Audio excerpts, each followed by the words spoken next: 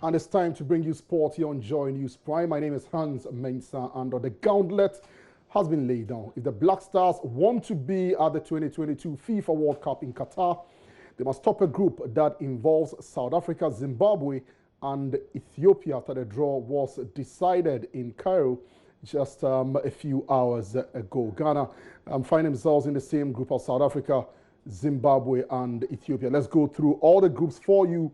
10 of them, Algeria in Group A. They've also got Burkina Faso, Niger, and Djibouti.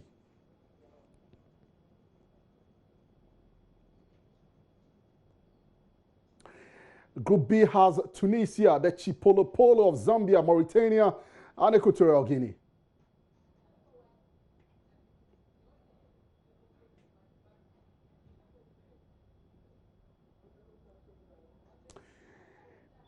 The Super Eagles of Nigeria are in Group C alongside Cape Verde, Central African Republic, and Liberia. Group D has the indomitable Lions of Cameroon, La Côte d'Ivoire, also in their cracking game between those two nations, also Mozambique and Malawi.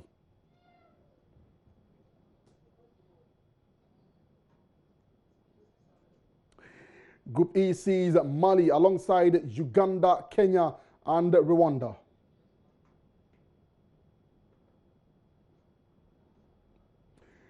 Group F, Egypt, Gabon, Libya, and Angola.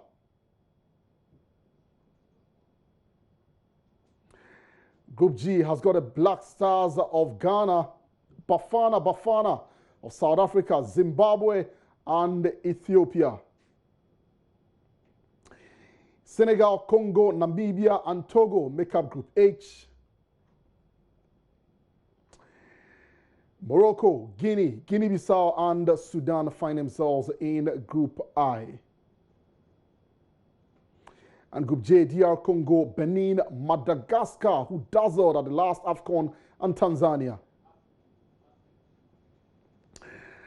And the job is really simple, like I mentioned, for the Black Stars of Ghana. They simply have to top that group and see themselves through to the next stage of the qualifiers. That will be a two-legged tie between the 10 teams that will qualify to that stage. The 5 winners of the two-legged tie will represent the continent of Africa at the 2022 FIFA World Cup. Let's come home, and Accra Hearts of Oak, they've beaten Kumasi Asante Kotoko just once in Accra since 2010. There is more in this preview by Moses Yabu as we build up to the big one on Sunday.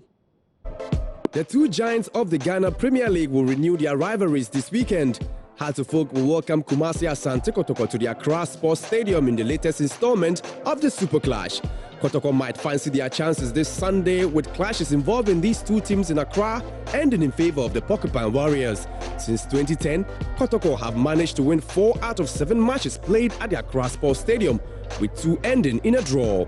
The only victory out of the 7 meetings for Hearts at home in the last decade came in a GPL Week 8 affair that was decided by an 84th-minute Vincent Atinga controversial penalty awarded by referee Samuel Suka, which sparked nationwide debate in 2017.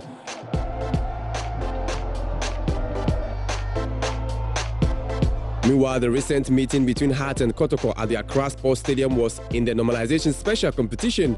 It ended 5-4 on penalties in favor of Kotoko. Amos Pimpong.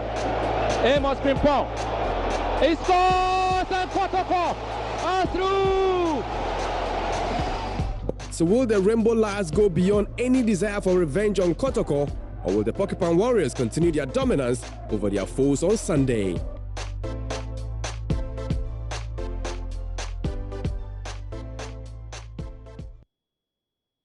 The question, will it be Phobia or Fabulous on Sunday? And talking of Fabulous, Asante Kotoko, they will play 3 games behind closed doors. 2 club officials have also been charged for misconduct involving their game against Brecon Chelsea. There is more in the following report.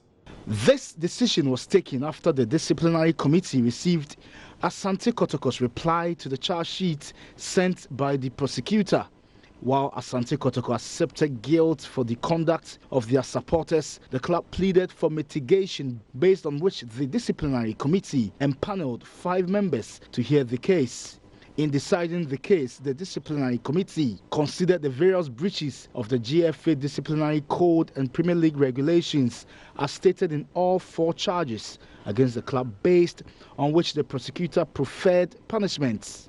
The club's plea for mitigation and their efforts to identify and punish anyone found culpable in the acts that occurred at the stadium on the said date was also considered by the panel. The panel also considered the club's commitment to support efforts that will instill discipline in the league and their regret for the actions of their supporters, which clearly breaches the GFA Premier League regulations and disciplinary code. In a related development, Asante Kotoko's public relations officer Kennedy Boachi-Ansah and the club's management member Isaac Donko have been charged on various counts of misconduct. In separate charges, Mr. Boachi-Ansah and Mr. Isaac Donko allegedly invaded the inner perimeter during Kotoko's match against Brecum Chelsea and forcefully gave instructions to Ampem Da Costa, a player of the club who was shown a red card, not to obey the referee's decision.